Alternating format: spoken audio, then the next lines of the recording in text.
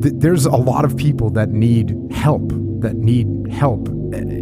mental health help, and there's just not a great place to get it. We've really shut down our capacity to help people from a mental health perspective. And then on top of that, we've added all these things into society that create more mental health problems, i.e. drugs, alcohol, social media.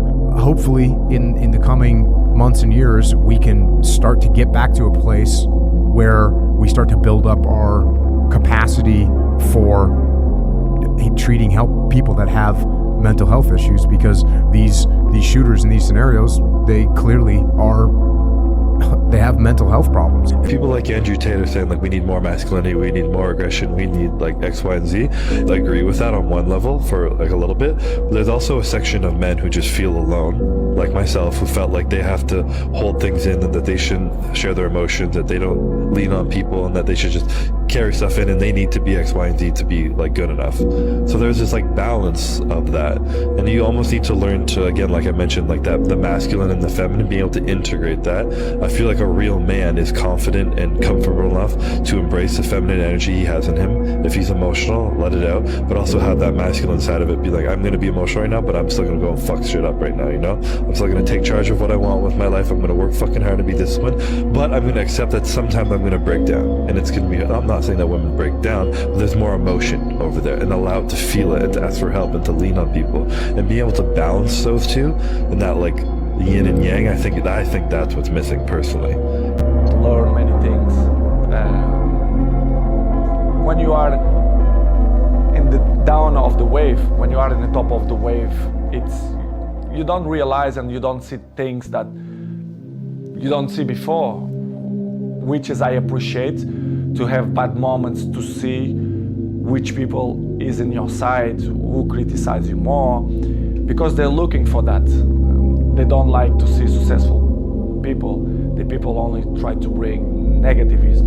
Why is it that people in that case, if they do have nothing to lose, still feel like they have lots to lose? Because I think most of the times, I think this is really important, is that they have nothing objectively to lose. And so everything that they feel like they have to lose is purely made up in their mind. It's stories they tell themselves about what other people are going to think about them when those people aren't even thinking about them to begin with, right? But like, that's where they live all of their lives, or live out all of the potential downside, is in the mere reflection of what other people will think about them in the future should they fail. But by pulling it out from the shadows, but like that confrontation from here to here is, I think, where all the fear is, because it's embarrassing. Is not wanting to start because no one's watching, because it feels like you're doing all this work. What's the point? And so, like, the consistency of work, Monday, get better. Tuesday, get better. Wednesday, get better, right? And you do that over a period of time, not like 1 month or 2 months. I mean, it's 3, 4, 5, 6, 7, 8, 9, 10 years. And then you can get to where you want to go. Yeah. And that is evolution. You must continue to evolve. And you don't evolve, for me, in my job, unless I cap myself somewhere and say, okay, you made this much money, get back to fucking work. It's time to get back to work. Stop hearing yourself talk. Get off the podcast. Don't be on social media too much. Cut out all the fucking noise. Get back to the fucking mental lab, because that's where the knowledge came from. I get better when I'm digging holes in the ground, when I'm waking up early knowing I don't have to do these things. That's where I get better. I always look at people. I know where you are. I know where, because I've been there. That's why I help so many people out. I've never been above you. I've always pretty much been beneath you, and that's where my knowledge came from. So I know how to reach those people who are in the dungeon, because I've been there so many times. A lot of men's mental health, a lot of crises can actually just come back to the old adages of honor. And you can fix a lot of it.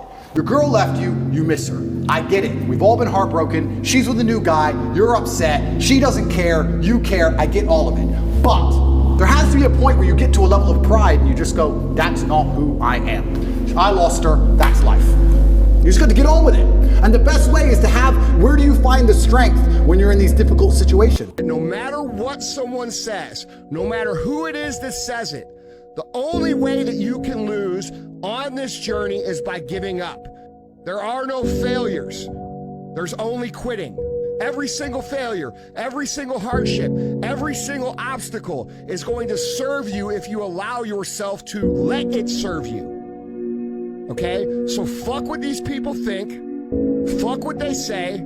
Fuck their doubts and their criticism and their bullshit and their loser mentality.